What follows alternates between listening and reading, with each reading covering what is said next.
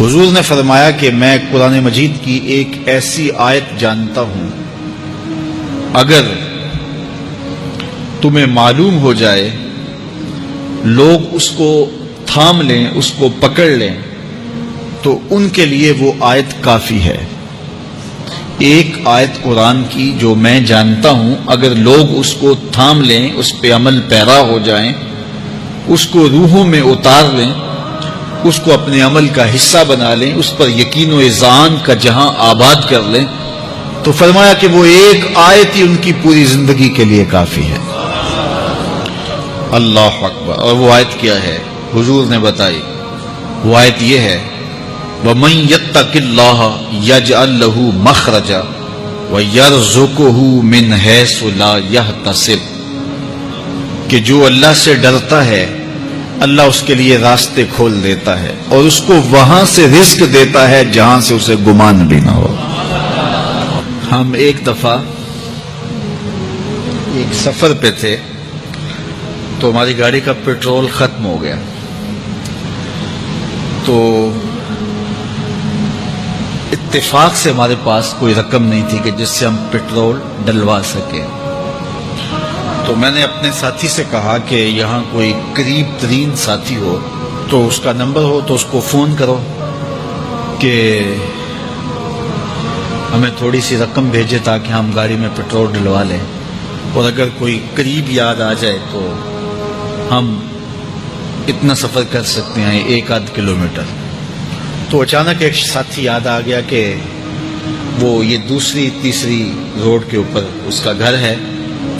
تو ہم نے گاڑی ادھر موڑی، تو ابھی اس کے گھر نہیں پہنچے تھے، تو ایک آدمی ہمیں دیکھ کے تو حشاش بشاش ہو گیا، ابھی اس کے گھر نہیں پہنچے تو دیکھ کے تو حشاش بشاش ہو گئے، تو ملا، واقفیت بھی تھی لیکن اتنی زیادہ اس سے جو ہے وہ شناسائی نہیں تھی۔ کسی اجتماع میں اس نے ہمیں بلایا تھا تو ملاقات ہوئی تھی وہاں، ہم بیان کر کے اس کے علاقے میں، تو وہ لاہور آیا ہوا تھا تو ہماری وہاں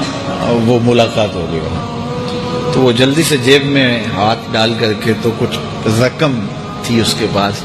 اور میں پیش کر کے کہنے لگا کہ وہ 2-3 سال پرانی بات، کہتا وہ آپ ہمارے جلسہ میں گئے تھے، ہم آپ کی کوئی خدمت کرنا چاہتے تھے لیکن آپ ہمیں پکڑا ہی نہیں دیے، تو یہ ہے آپ کا نذرانہ۔ تو ہوتا ہی ہے کہ اگر کوئی نذرانہ پیش کرے تو میں کہتا ہوں کہ نہیں کوئی مسئلہ نہیں، لیکن میں نے کہا ٹھیک ہے لے آؤ، کیونکہ تم خود نہیں آئے ہو، تمہیں کسی نے بھیجا ہے۔ وَيَرْزُقُهُ مِنْ حَيْثُ لَا يَحْتَسِبُ، میرے رب کا وعدہ ہے اگر تم اس پہ بھروسہ کرو تو پھر وہ تمہیں وہاں سے دے گا جہاں سے تمہیں گمان بھی نہیں ہوگا۔ یہ یہاں ٹول پلازا ہوتا تھا نا، یہاں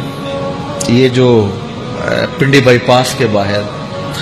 ہم 3 دن کا مسلسل سفر کر کے آئے، تو جو رقم وغیرہ تھی تو وہ کہیں راستے میں ختم ہو گئی، جہاں جیب میں ہاتھ ڈالا